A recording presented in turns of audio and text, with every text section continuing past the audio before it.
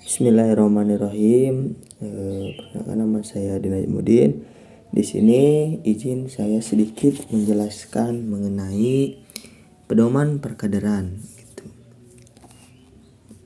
gitu. Sebelum masuk ke pedoman perkaderan, kita harus lebih tahu dulu mengenai daripada mukadimah pedoman perkaderan itu sendiri.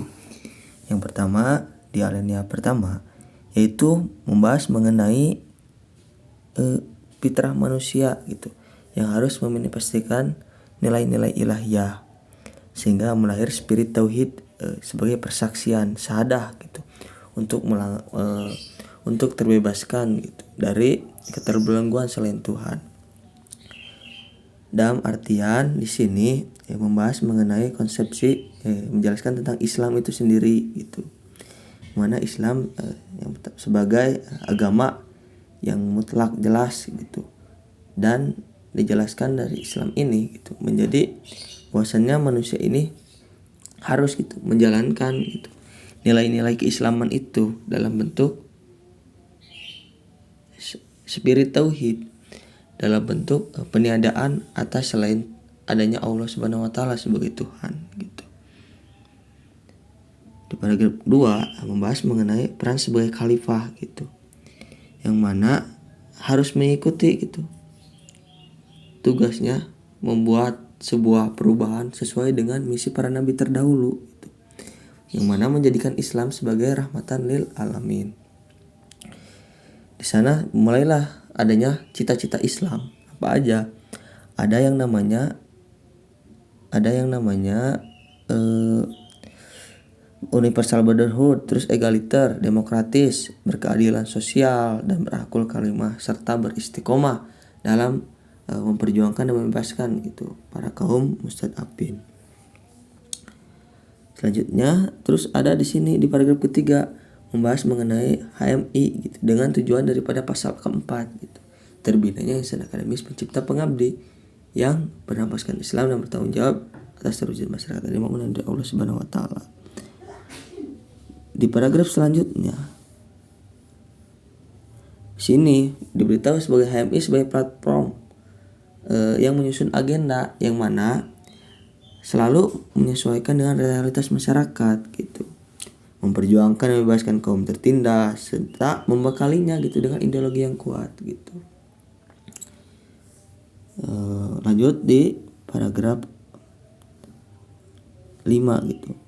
Nah, di sana untuk mencapai upaya tersebut harus adanya pengoptimalisasian gitu. Dari mana proses kaderisasi itu dimulai dari rekrutmen calon kader, terus adanya proses pengkaderan, terus adanya yang namanya iklim dan suasana. Selanjutnya di paragraf terakhir, nah di sini untuk memberikan panduan tersebut harus dibuatlah yang namanya pedoman pengkaderan sebagai strategi besar atau grand strategi perjuangan daripada HMI itu sendiri sebagai organisasi perkaderan. Nah, mulailah lanjut ke sini mengenai landasan pengkaderan. Nah, apa sih landasan pengkaderan ini? Landasan pengkaderan adalah sebuah pijakan dasar bagi aktivitas HMI dalam menjalankan fungsinya sebagai organisasi pengkaderan. Nah, berbicara mengenai pengkaderan ini sendiri gitu, kalau secara artian gitu ya, pengkaderan adalah usaha organisasi yang dilakukan secara sadar dan sistematis sesuai dengan pedoman pengkaderan itu sendiri gitu. Nah, kita harus tahu juga di sini macam-macam pengkaderan, macam-macam landasan perkaderan. Mana ada landasan teologis. Berbicara landasan teologis berbicara mengenai ketuhanan gitu. Nah, berbicara mengenai ketuhanan ini berbicara mengenai masa primordial kita yang mana sebagai persaksian gitu manusia dengan Tuhan dalam Quran surat Al-A'raf kalau nggak salah ayat 172 kalau gitu. Itu berbicara mengenai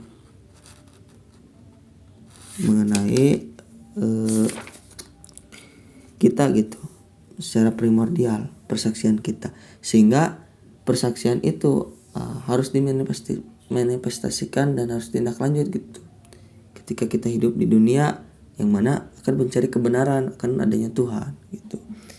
Terus ada landasan ideologis, berisi mengenai ideologi HMI ini sendiri gitu, yaitu Islam gitu, secara pemikiran manusia gitu. di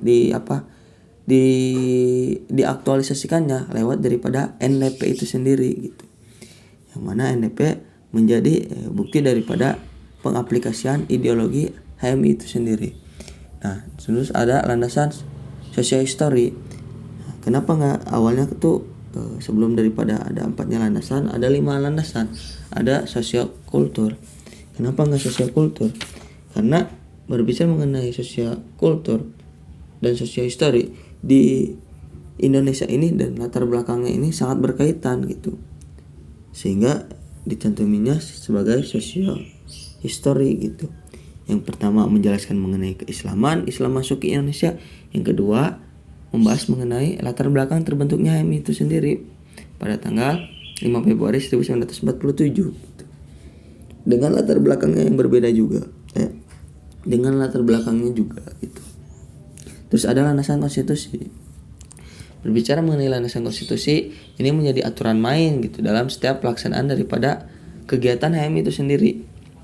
Apalagi di pengkaderan ini gitu ya, tercantum gitu, dimulai daripada pasal 3 asas HMI itu sendiri, terus pasal 6 gitu, pasal 5, pasal 8 mengenai pasal 9 mengenai fungsi, pasal 8 mengenai peran, sehingga peran tersebut atau tujuannya yaitu untuk mencapai daripada pasal keempat gitu. Insan akademis pencipta pengabdi yang bernapaskan Islam dan bertanggung jawab atas terwujudnya masyarakat adil memenuhi diri Allah Subhanahu wa taala. Nah, pasal-pasal ini saling berkaitan atau mempunyai hubungan integral gitu. Baik secara asas, sifat, statusnya gitu. Terus fungsinya sebagai organisasi pengkaderan gitu. Dan perjuangan apa sih yang diperjuangkan pada akhirnya gitu. Itu di pasal keempat. Cara tujuan HMI itu sendiri gitu. Nah, lanjut, di sini ada syarat perkaderan, ada rekrutmen calon kader. Apa saja di rekrutmen calon kader ini? Dalam artian HMI harus mempersiapkan gitu input daripada kader ini sendiri.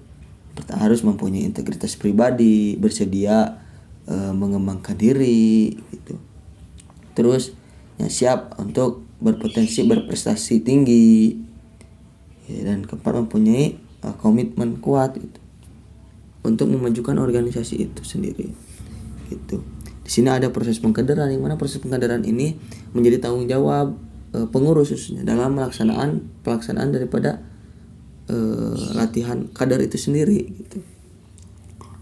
Baik ya, selain daripada pengurus komisariat, ada juga pengelola latihan, bahan dan dasar yang dikomunikasikan gitu, serta fasilitas yang digunakan.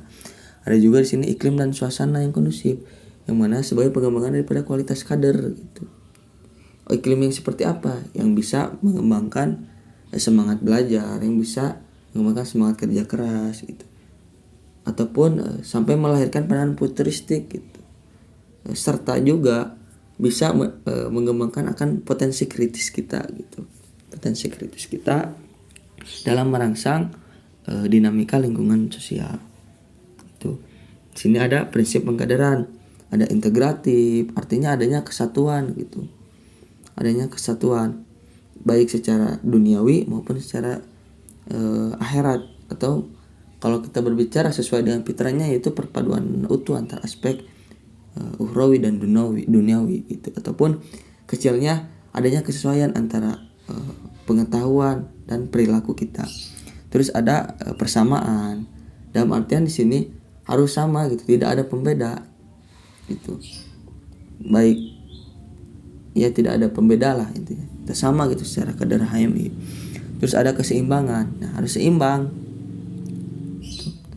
Harus seimbang baik secara intelektual itu duniawi dan ukhrawi, harus seimbang gitu.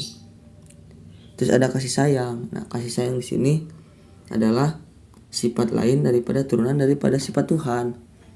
Dalam artian kita harus mempunyai rasa kasih sayang ini rahmatan lil alamin terhadap keseluruhan kasih sayang. Kenapa nggak cinta? Karena kalau berbicara mengenai cinta, itu sifat manusia kepada Tuhan gitu. Tidak bisa di pengaplikasian manusia kepada manusia. Karena pada akhirnya akan ada penitik beratan kecewa gitu di sana. Sehingga di sini adanya kasih sayang gitu, bukan cinta. Terus ada keteladanan, mana kita harus mempunyai contoh atau suri tauladan nantinya, mana ini menjadi sebuah teladan dalam pola pengkaderan. Keenam adalah ketakwaan. Ketakwaan kepada Allah Subhanahu wa taala, ketakwaan kepada organisasi HMI ini sendiri. Ruang lingkup, di sini ada ruang lingkup. Dimulai ada pembentukan integritas, watak dan kepribadian. Bagaimana nanti dibentuk baik sebelum maupun nanti ketika pelaksanaan gitu pelatihan ini sendiri. Secara integritas watak, sesuai tidak watak gitu, wataknya gitu dengan perilakunya.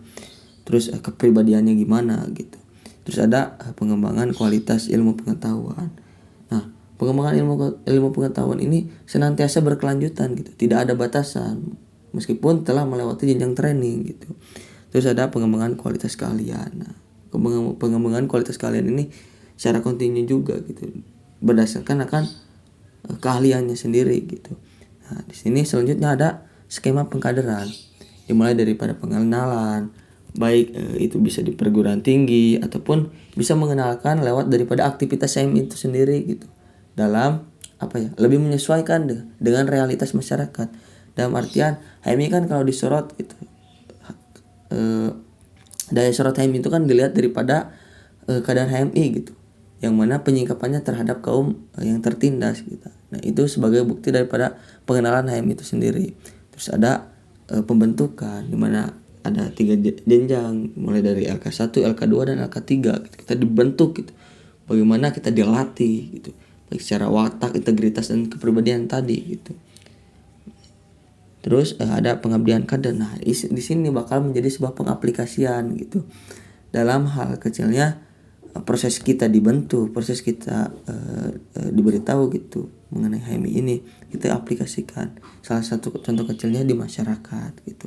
Kita mengabdikan diri gitu sesuai dengan kualitas insan cita itu sendiri gitu, atau tujuan daripada HMI di pasal 4. Seperti itu. Di sini ada tujuan SI yang mana bisa dikorelasikan gitu dengan landasan pengkaderan. Kami sebagai para calon instruktur harus mempunyai jiwa spiritual yang mana beres secara agama, secara ketuhanan, dan secara pengaplikasian daripada keagamaan itu sendiri. Itu ada secara intelektual kita harus beres secara pengetahuan, dan secara profesional yang mana menjadi penunjang antara spiritual dan intelektual ini. Mungkin sedikitnya mohon maaf dari saya karena masih belajar juga. Wabillahi taufiq wal hidayah. Wassalamualaikum warahmatullahi wabarakatuh.